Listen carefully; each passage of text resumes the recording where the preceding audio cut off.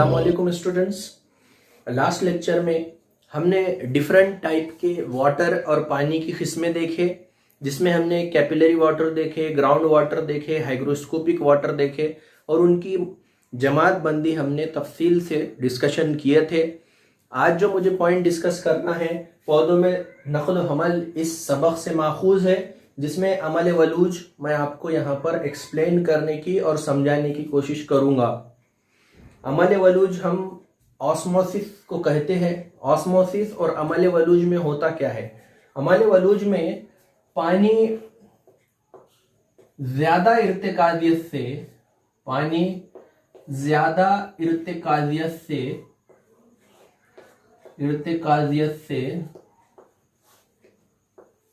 कम इर्तिकाजियत तक के डायरेक्शन में जाएगा। पानी ज्यादा इर्तिकाजियत से कम इर्तिकाजियत की तरफ जाएगा। इस तरीके के अमल को हम अमल वलूज कहते हैं।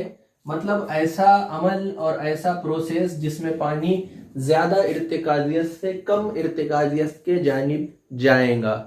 The process in which water move from higher concentration to lower concentration through semi permeable membrane. मतलब सेमी परमिएबल मेम्ब्रेन के मदद से पानी ज्यादा इर्तिकाजियत से, मतलब हायर कॉन्सेंट्रेशन से लोअर कॉन्सेंट्रेशन के डायरेक्शन में जाएगा। इस बात को समझाने के लिए मैं यहाँ पर एक छोटा सा एक्सपेरिमेंट एक्सप्लेन करूंगा। मान लो ये कंपार्टमेंट है, एक खाना है जिसमें सेमी परमिएबल मेम्ब्रेन है। सेमी परमिएबल मेम्ब्रेन मतलब हम इसे कह सकते हैं निस्फ परमिएबल मेम्ब्रेन, और जिसमें कुछ चीजें पास हो सकती है और कुछ चीजें पास नहीं हो सकती। ये कंपार्टमेंट ए है, ये कंपार्टमेंट बी है। मान लो यहाँ पर जो हमारा पानी होता है उसका 90% यहाँ पर कॉन्सेंट्रेशन है और 10% यहाँ पर सॉल्यूट का कॉन्सेंट्रेशन है, और पानी का जो कॉन्सेंट्रेशन है वो 90% है।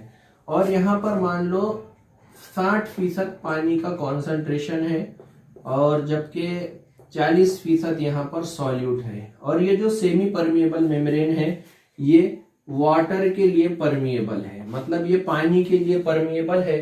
तो यहाँ पर होगा क्या? सबसे पहले तो इर्तिकाजियत कहाँ है ये बताइए बच्चों। Yes, very good.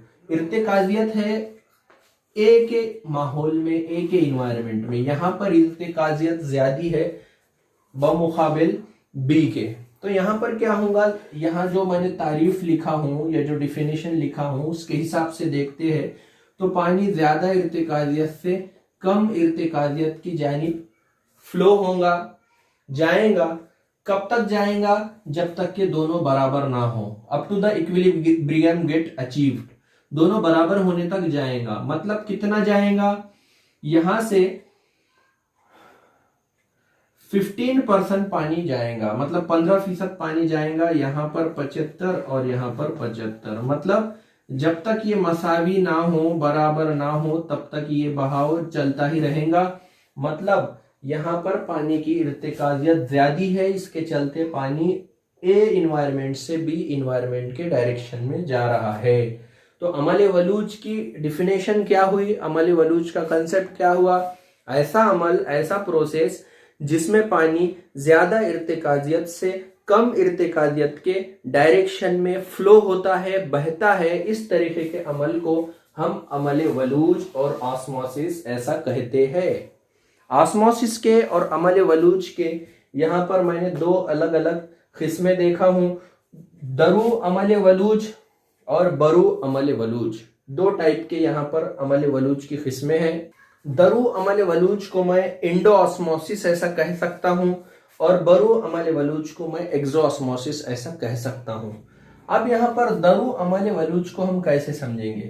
तो फिर यहाँ पर मैंने एक कंटेनर लिया हूं, उसमें मैंने पानी डाल दिया। ये कंटेनर में पानी डाल दिया और यहाँ पर मैंने क्या किया, ये पानी जो है ये खालिस है, मतलब प्योर वाटर है, ये खालिस पानी है। और इसमें मैंने क्या कर दिया, ग्रेप्स डाल दिया, अंगूर डाल दिया आपके, ठीक है।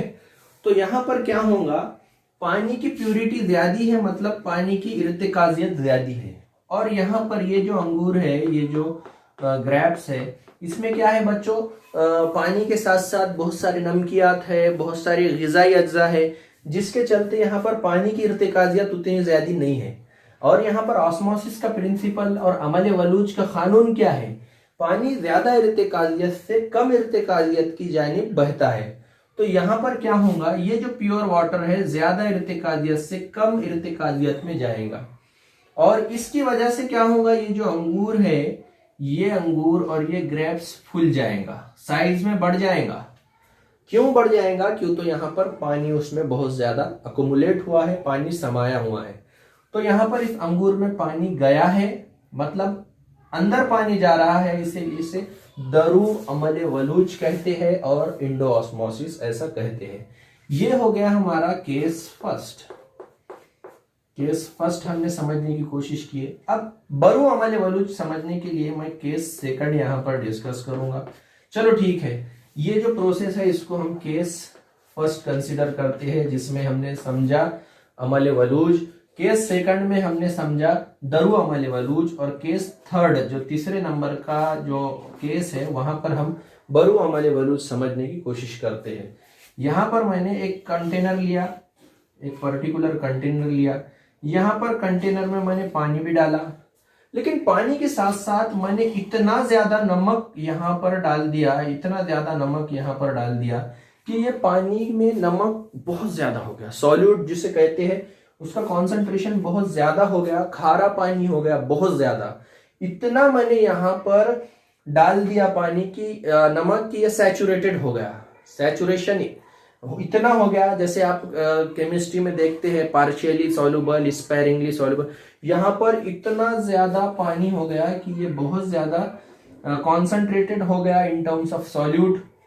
उसके बाद मैंने यहाँ पर ग्रेप्स डाला, तो यहाँ अंगूर में जो पानी है उसकी इर्तिकाजियत ज्यादा है बमुकाबिल बाहर का इन्वायरमेंट। क्यों ज्यादा है, क्यों तो यहाँ पर मैंने बहुत ज्यादा नमक ऐड किया है, उसके वजह से नमक की इर्तिकाजियत ज्यादा हो गई और पानी की इर्तिकाजियत कम हो गई।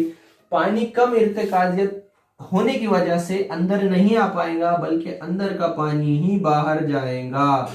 क्यों जाएगा, क्यों तो बाहर नमक ज्यादा होने की वजह से बाहर के इन्वायरमेंट में पानी की इर्तिकाजियत कम थी, तो यहाँ पर ज्यादा इर्तिकाजियत अंदर होने की वजह से जो हमारा कानून है अमल वलूज का कि ज्यादा इर्तिकाजियत से कम इर्तिकाजियत के डायरेक्शन में पानी बहेगा, जिसकी वजह से इस अंगूर का साइज छोटा हो जाएगा।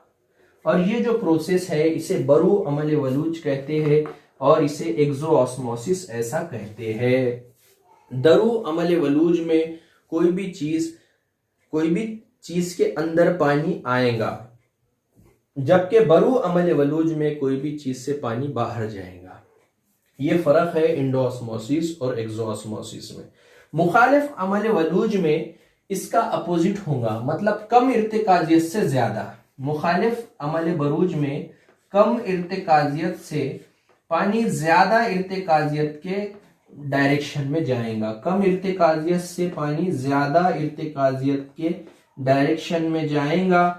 और ये जो प्रोसेस है ये कानून के एतबार से और कुदरती तौर पे ये वजूद में नहीं आएगा, इसके लिए हमको बैरूनी ताकत का इस्तेमाल करना पड़ेगा, जिसको रिवर्स ऑस्मोसिस कहते हैं हम इंग्लिश में। और आरओ वाटर जो हम पीते हैं वहां पर भी ये प्रिंसिपल और ये रूल अप्लाई होता है कि मुखालिफ अमल वलूज के चलते वहां पर एक पिस्टन लगाया जाता है, और इस पिस्टन के फोर्स से ये बी कंपार्टमेंट हो गया, ये ए कंपार्टमेंट हो गया, एज यूजुअल केस 4 इसको कंसिडर करते हैं। यहां पर देखो, अब यहां पर पानी मान लो 99% प्योर है और ये पानी 60% प्योर है। कानून के एतबार से ज्यादा प्योर कम प्योर की डायरेक्शन में जाएगा, ज्यादा इर्तिकाजियत से कम इर्तिकाजियत की तरफ। लेकिन यहाँ पर हम क्या करेंगे, एक बैरूनी ताकत और एक्सटर्नल फोर्स अप्लाई करेंगे पिस्टन के थ्रू। पिस्टन जैसे ही प्रेस होगा तो यहाँ से पानी फिल्टर होगा, बाकी चीजें नहीं आएंगी, क्योंकि ये सेमी परमेबल मेम्ब्रेन है। तो पानी, प्योर पानी एक जगह जमा हो गया, ये प्योर पानी आगे चिलर में चले गया ठंडा होने के लिए। चलो ठीक है, और बाकी जो बचा हुआ गंदा पानी था, अनप्योर वाटर था, वो बाहर रिलीज होगा कंटिन्यूअसली। तो प्योर वाटर चिलर में आ गया, चिलर से आपके जो कंटेनर होते हैं, डब्बे होते हैं पानी के, वहां पर आ गया, फिर वो डब्बा आपके घर पे आया और आपने वो पानी को पिया। तो बोलने का मतलब क्या है कि ये जो मुखालिफ अमल वलूज है, ये बैरूनी ताकत और एक्सटर्नल फोर्स की मदद से, पिस्टन के मदद से हम पानी को फिल्टर करते हैं। ऑस्मोसिस और अमल वलूज में होता ये है कि पानी ज्यादा इर्तिकाजियत से कम इर्तिकाजियत की तरफ बहता है, लेकिन यहाँ पर एक्सटर्नल फोर्स अप्लाई होने की वजह से कम इर्तिकाजियत से पानी ज्यादा इर्तिकाजियत के जानिब बहता है, और इसके लिए हमें एनर्जी की, तवानाई की जरूरत पड़ती है। तो यहाँ पर बच्चों आज के लेक्चर में हमने अमल वलूज के कुछ पॉइंट्स डिस्कस किए। आगे और भी इसमें कुछ आते हैं अगर एप्लीकेशन, तो हम इसे डिस्कस करते रहेंगे। पौधों में नकल व अमल ये सबक हमारा चल रहा है, जिसमें मैं कोशिश कर रहा हूँ कि आपको ये टॉपिक क्लियर करके देने के लिए। तो होप आप लोगों को ये टॉपिक समझा होगा। अगर कोई बात नहीं समझती है तो बी फ्रैंकली मैसेज करिए और कमेंट करिए, मैं आपके डाउट क्लियर करने की कोशिश करूंगा। ओके, तो आज का जो डिस्कशन था यहीं पर हमारा कंप्लीट होता है। मिलते हैं हम अब नेक्स्ट लेक्चर में, तब तक के लिए इजाजत दीजिए। Thank you.